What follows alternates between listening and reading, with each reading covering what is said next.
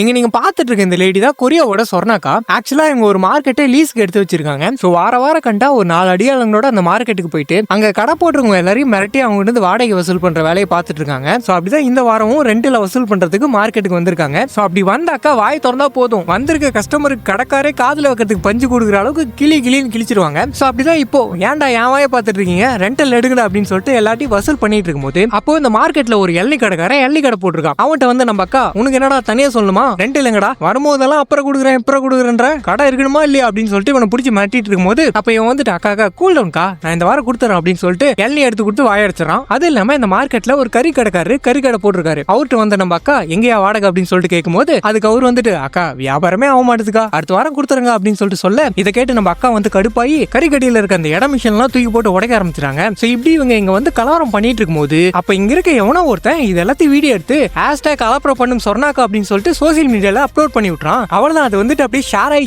அப்படியே வைரல் ஆயிடுது. நிறைய பேர் பார்க்க ஆரம்பிச்சாங்க. அது இல்லாம நம்ம அக்கா வாடகை கொடுக்கலன்னு சொல்லிட்டு கடைக்காரனே தூக்கிட்டு போயிருந்திருப்பாங்களாட்டுது, அது வேற வைரல் ஆயிடுது. அவ்வளவுதான், யூடியூப்ல வியூஸ் எல்லாம் பிச்சுட்டு போகுது. அது மட்டும் இல்லாம நம்ம அக்கா வச்சு மீம்ஸ் எல்லாம் போட ஆரம்பிச்சிடறாங்க. இதை பார்த்துட்டு மக்கள் வந்துட்டு சோசியல் மீடியால அக்காவை கழுவி ஊத்த ஆரம்பிச்சிட்டாங்க. இந்த வீடியோ வந்துட்டு அக்காவோட 2 அடியாளுங்க பாத்துறானுங்க. அப்படி பார்த்தவனுங்க டே இது நம்ம அக்காவா அப்படின்னு சொல்லிட்டு இவன் பார்த்துட்டு இருக்கும்போது அப்ப அந்த இடத்துக்கு வந்து நம்ம அக்கா என்னடா போனே பார்த்துட்டு இருக்கீங்க அப்படின்னு சொல்லிட்டு போனை பிடிங்கி பார்க்கும்போது தான் தெரியுது நம்ம அக்கா வைரலானது. அக்கா இது எவன் பார்த்த வேலைன்னே தெரியல, நீதான் டாக் ஆஃப் தி வீக், ஒரே நைட்ல ட்ரெண்டிங் ஆயிட்ட, இப்ப என்னக்கா பண்றது அப்படின்னு சொல்லிட்டு கேட்க அப்ப நம்ம அக்கா வந்து யோசிச்சு பார்த்துட்டு இதுக்கு முன்னாடி என்ன பண்ணுமோ அதே தான் பண்றோம் அப்படின்னு சொல்லிட்டு நேரா மார்க்கெட்டுக்கு வராங்க. அப்படி மார்க்கெட்டுக்கு வந்தா கடைக்காரங்க எல்லாருமே அக்காவோட மூஞ்சி தான் பாக்குறாங்க. அப்படி பார்க்கும்போது தான் ஒரு சின்ன பிளாஷ்பேக். அதுல உண்மையாவே நம்ம அக்கா என்ன பண்ணிருக்காங்க அப்படின்னா ஒருத்தங்க வந்துட்டு தெரியாம ரெண்டல வந்து அதிகமா கொடுத்துருப்பாங்க. ஆனா நம்ம அக்காவும் நியாயமானவங்க, வாடகைக்கு மேல உங்க காசு ஒரு பைசா கூட எனக்கு வேணாமா அப்படின்னு சொல்லிட்டு திருப்பி கொடுத்துருப்பாங்க. அது மட்டும் இல்லாம அந்த கறிக்கடையில நம்ம அக்கா எதுக்காக அப்படி நடந்துக்கிட்டாங்க அப்படின்னா ஆக்சுவலா அந்த கறி கடைக்காரன் என்ன பண்ணிருக்கான் அப்படின்னா நம்ம விவேக் மாதிரி அந்த வெயிட் மிஷின்ல காந்தத்தை ஒட்டி ஃப்ராட் பண்ணி வர கஸ்டமர் எல்லாத்தையும் ஏமாத்திட்டு இருந்திருக்கான். சோ இதை தெரிஞ்சுக்கிட்டு நம்ம அக்கா அதனாலதான் அந்த மிஷின் எல்லாம் தூக்கி போட்டு உடைச்சிருக்காங்க.